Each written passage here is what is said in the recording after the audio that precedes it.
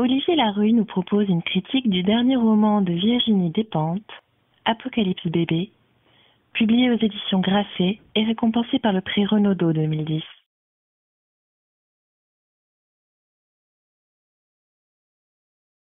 Il y a du Marilyn Manson dans Virginie Despentes, en cela qu'elle a le don de pisser sur un public qui l'applaudit. Avec son dernier opus, Apocalypse bébé, elle nous illustre le chien et le flacon baudelairien et tente au public un paquet d'excréments dont il se pourlèche. Ça sent la merde et tout le monde aime. Eh bien, une fois n'est pas coutume, nous pas. Non que la littérarité de l'œuvre soit à remettre en question, sans non plus crever la page, soyons sérieux. La complaisance dans le voyeurisme trash ne se justifie pas suffisamment pour mériter d'être étalée. Avant toutefois d'aller plus loin, voyons de quoi il retourne. Valentine, adolescente nymphomane, défoncée à la coque et hyperactive, ça donne la mesure, s'est évaporée dans la nature. Lucie Toledo, palote gourdasse dont on nous affuble en guise de narrateur, est chargée de la retrouver sous prétexte qu'elle lui filait le train jusque-là.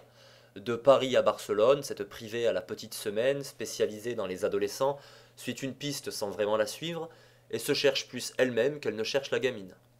Cependant, elle apparaît davantage comme le sac à dos pleurnichard de son improbable partenaire, la hyène, Gwyn version plus Hollywood que moi, tu meurs.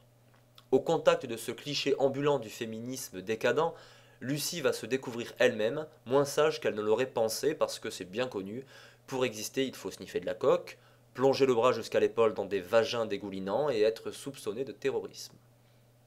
Deux choses néanmoins méritent d'être soulignées. D'une part, la succession des portraits caricaturaux de ceux qui connaissent ou ont croisé Valentine déroule une narration bien menée sur un style nerveux et incisif, plein d'ironie, quoiqu'encombré par un lourdeau second degré.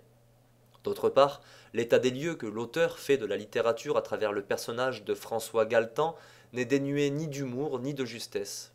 Loin donc d'être mauvais, ce roman est également bien loin d'être bon.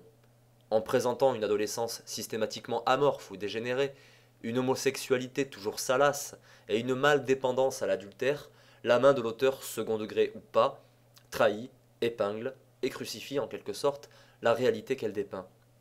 Car dire d'Apocalypse bébé qu'il est le portrait d'une époque reviendrait à rebaptiser portrait de femme l'origine du monde de Courbet.